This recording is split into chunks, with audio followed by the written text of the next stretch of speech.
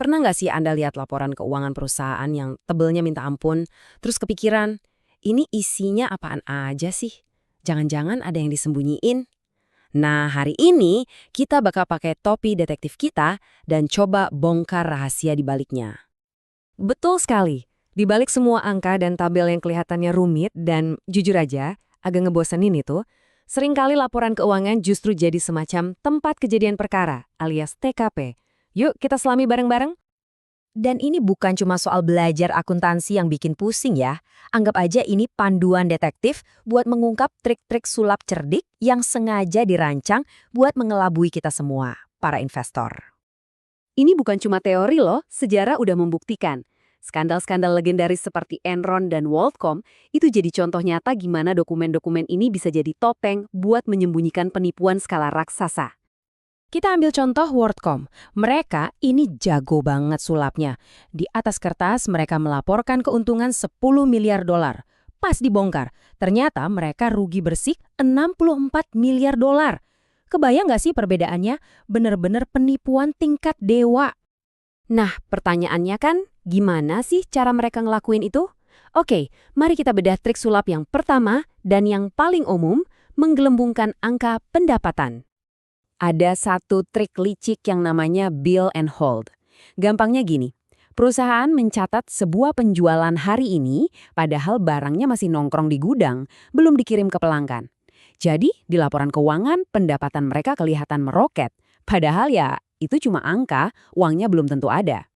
Contoh klasiknya itu perusahaan Sunbeam. Coba bayangin, mereka nyatat penjualan alat panggang barbeque senilai 35 juta dolar, tapi pas musim dingin. Siapa coba yang mau barbekyuan pas lagi dingin-dinginnya? Jelas aja barangnya cuma numpuk di gudang, nungguin musim panas. Terus di mana petunjuknya? Lucunya, petunjuknya itu ada di depan mata kita semua. Tersembunyi di bagian catatan kaki laporan tahunan mereka. Di situ, dengan bahasa yang super halus, mereka bilang kalau penjualan ini cuma untuk kondisi terbatas. Nah, kan ketahuan. Oke, kalau tadi nyulap pendapatan, trik selanjutnya nih lebih gila lagi. Bukan cuma pendapatan yang diotak-atik, tapi biaya operasional juga bisa dibuat lenyap seketika. Gimana caranya? Nah, ini dia, sang master ilusi, WorldCom. Trik mereka tuh jenius sekaligus jahat. Biaya rutin sehari-hari, kayak biaya perawatan jaringan telepon, harusnya kan dicatat sebagai pengeluaran biasa. Sama mereka malah dicatat sebagai aset investasi jangka panjang. Cerik banget. Cuma dengan satu trik akuntansi itu, boom, mereka berhasil menyembunyikan biaya sebesar 3,8 miliar dolar. Perusahaan yang tadinya rugi bandar, dalam semalam langsung kelihatan untung besar. Tentu saja, semua itu cuma di atas kertas. Ada lagi nih trik Robin Hood di laporan arus kas. Jadi mereka seolah mencuri uang dari pos aktivitas investasi buat menambal pos aktivitas operasi. Tujuannya biar bisnis utama mereka kelihatan sehat banget dan menghasilkan banyak uang tunai. Padahal aslinya nggak gitu.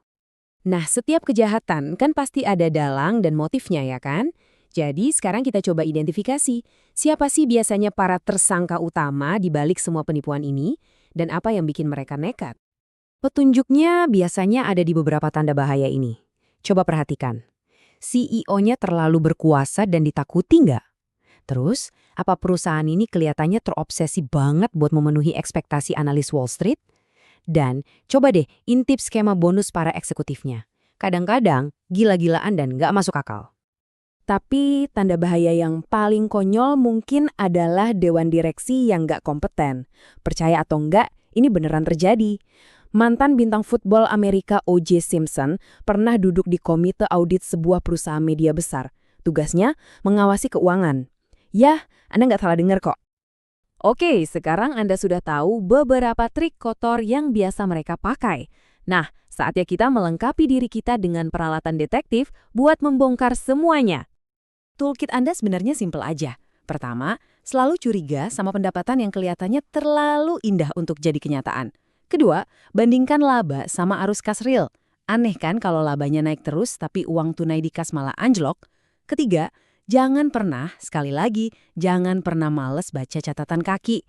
Disitulah rahasia sering kali dikubur. Dan terakhir, selidiki orang-orang di baliknya. Ingat ya, Anda nggak perlu jadi seorang akuntan buat jadi investor yang cerdas. Anda cuma perlu jadi detektif yang jeli, yang selalu mau bertanya dan punya sedikit rasa skeptis yang sehat. Nah, sekarang kacamata detektifnya sudah ada di tangan Anda. Dunia keuangan itu penuh dengan misteri yang menunggu untuk dipecahkan. Jadi, pertanyaannya adalah, perusahaan mana yang akan Anda selidiki selanjutnya?